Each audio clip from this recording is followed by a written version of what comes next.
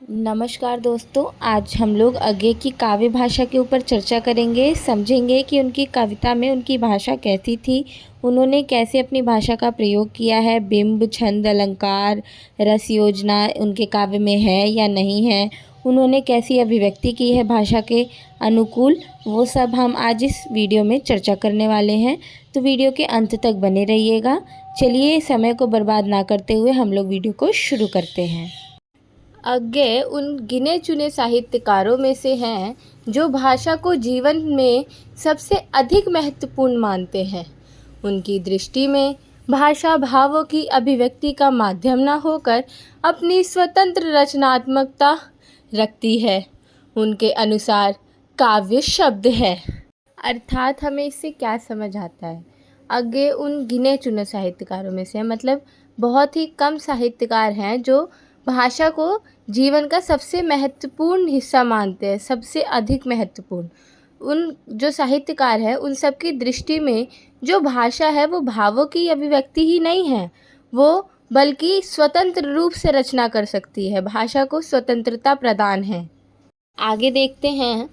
उपर्युक्त दृष्टि से यदि अज्ञे की भाषा की विशिष्टताओं पर हम नज़र डालें तो कह सकते हैं कि शब्द प्रयोग में एक अद्भुत तराश दिखाई देती है। मतलब जो वो शब्द को प्रयोग कर रहे हैं उसमें एक अद्भुत तराशा हुआ शब्द निकालते हैं, वो नए नए शब्दों की अभिव्यक्ति कर रहे हैं।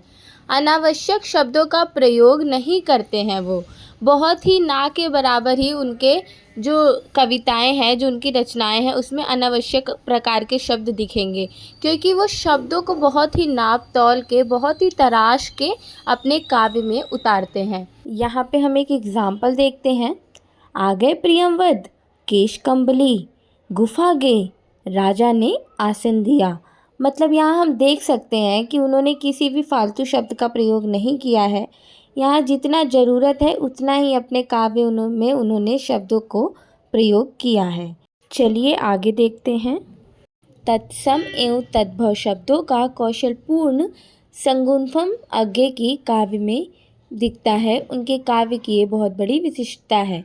सनगुणफम मतलब क्या होता है? सनगुणफम मतलब उन्होंने तद्भव एवं तत्सम शब्दों को अपने काव्य में मतलब बहुत ही अच्छी तरीके से मिला जुला दिया। एकदम जैसे पानी, नमक, चीनी घोल देना होता है, वैसे इन्होंने तत्सम एवं तद्भव शब्दों को बहुत ही कौशलपूर्णता के साथ काव्य में एकदम घोल दिया है। उन्होंने तत्सम शब्दों के प्रयोग का एक हम उदाहरण अगर हम देखें तो उन्होंने लिखा है, अपने छाया तप वृष्टि पवन पल्लव कुसुमों की लय पर। यहाँ हम उदाहरण देख सकते हैं कि उन्होंने तत्सम शब्दों का काव्य में कितनी ही अच्छी तरीके से प्रयोग किया है। ये उनके भाषा की विशिष्टता है। उनकी जो काव्य भाषा है उसकी बहुत बड़ी विशेषता रही है। आगे देखते हैं। अज्ञे की काव्य भाषा में मौन की प्रमुख भूमिका रही है। उनकी कविताओं में मौन गहरी अर्थवत्ता को धारण करता है। मौन की स्थिति असाध्य वीणा में अपेक्षयता विस्तार से अंकित हुई है। मतलब कि जो उनकी काव्य भाषा है उसमें उन्होंने मौन का बहुत ही ज़्यादा प्रयोग किया है। उनकी कविताओं में हम मौन देख सकते हैं, और वो मौन बस ऐसे नहीं है कि हम दो शब्दों के बीच में चुप हो जा रहे हैं। उस मौन का बहुत बड़ा अर्थ है। अगर वो मौन वहाँ से हटा दिया जाए तो शायद कविता का कोई अर्थ का अनर्थ हो सकता है, या जो कविता में कवि कहना चाह रहा है हम वो नहीं समझ पाएंगे। तो इसी का हम एक एग्जाम्पल देखते हैं। सुना आपने, जो वह मेरा नहीं न वीणा का था, वह तो सब कुछ की तत्था कि महाशून्य महामौन।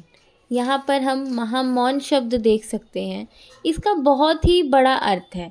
जो असाध्य वीणा कविता है उसमें वीणा की स्थिति बता रहे हैं कि वो जो वीणा है, जो वीणा वो किसी की नहीं है। वो वीणा ना वीणा बनाने वाले की है और ना वो वीणा वीणा बजाने वाले की है। उस वीणा का बहुत ही बड़ा अर्थ है। क्या है कि हम अपने आप को उस पे न्योछावर कर रहे हैं, अपने अहंकार को, अपने अहम को छोड़ दे रहे हैं। तो जब आप वो कविता पढ़ेंगे तो ये आपको बहुत अच्छे से समझ आएगा कि जो ये महामौन है इसका क्या अर्थ है। तो कविता में, आगे की कविताओं में हमें मौन की बहुत ज़्यादा महत्वता दिखाई देती है। आगे मूलतः तद्भव भाषा के कवि हैं। असाध्य वीणा की भाषा मूलतः तद्भव प्रकृति की है। आगे का गद्य संसार प्राय तत्सम प्रकृति का रहा है। मतलब कि जो आगे की काव्य भाषा है, आज का हमारा प्रश्न क्या था, काव्य भाषा। तो जो उनकी काव्य भाषा है उसमें हमें तद्भव शब्द दिखते हैं, परंतु वहीं जो आगे का गद्य है, जो गद्य साहित्य, वो उपन्यास, कहानी आदि जो लिख रहे थे उसमें उन्होंने तत्सम शब्दों की ज़्यादा ही महत्वता रखी है। और उनकी कविता जो है असाध्य वीणा, उसमें मूलतः तद्भव की ही प्रधानता हमें दिखाई देती है। हम इसका एग्जाम्पल देखते हैं। दुख सबको मांझता है, ये पद है। देखिए कितना इजी लैंग्वेज है, दुख सबको मांझता है। और उनके गद्य की भाषा देखिए, वेदना में एक शक्ति है जो दृष्टि देती है। ये गद्य की भाषा है। तो यहाँ हम देख सकते हैं कि पद के अंदर प्राय अज्ञे जी तद्भव शब्दों की ही प्रधानता रखते थे और गद्य में तत्सम शब्दों की प्रधानता रखते थे। आगे देखते हैं। आगे की भाषा का मूल्यांकन यदि बिंब, प्रतीक, लयात्मकता व नाद योजना जैसे काव्य शास्त्रीय प्रतिमानों के आधार पर करें तो यह एक सशक्त व प्रयोगशील भाषा के रूप में सामने आती है। आगे की कविता बिंबों का बहुत सधा हुआ प्रयोग करती है। मतलब उनकी काव्य में हमें बिंबों की बहुत ज़्यादा प्रधानता दिखती है। अंधेरे में और असाध्य वीणा में दृश्य, ध्वनि, स्पर्श आदि बिंबों का सफल प्रयोग हुआ है। मतलब कि जो आगे की कविता है और जो मुक्तिबोध की कविता है, दोनों में हमें बिंबों का बहुत ही सफलता से, मतलब बहुत ही ईजिली तरीके से बिंबों का प्रयोग किया हुआ दिखाई देता है। आगे देखते हैं। निष्कर्षतः आगे ने शब्दों के प्रयोग व निर्माण में जैसे सूक्ष्मता का परिचय दिया है, उसमें वे सचमुच अपनी आवश्यकताओं के अनुकूल भाषा का निर्माण कर सके हैं। मतलब कि हमने शुरू में देखा था कि वो भाषा को कोई ऐसे काव्य की चीज़ नहीं मानते, वो अभिव्यक्ति की चीज़ ही नहीं मानते, बस वो काव्य में भाषा को स्वतंत्र रूप से देखते हैं। तो हम उनकी जो एग्ज़ाम्पल या उनकी हम रचनाओं को, कविताओं को देखेंगे तो हमें समझ आएगा कि वो सच में अपनी आवश्यकताओं के अनुकूल भाषा का निर्माण कर लेते हैं। भाषिक क्षमता के आधार पर उनकी तुलना कालिदास जैसे रचनाकारों के साथ ही की जा सकती है। मतलब कालिदास कितने श्रेष्ठ कवि माने जाते हैं संस्कृत साहित्य के। तो यहाँ पर हम आगे की भाषा के स्तर पर अगर हम तुलना करें तो हम इनकी तुलना कालिदास से कर सकते हैं कि इन्होंने कालिदास जैसी क्षमता भाषा के स्तर पर दिखाई है। तो आज की वीडियो यहीं पे हम समाप्त करेंगे।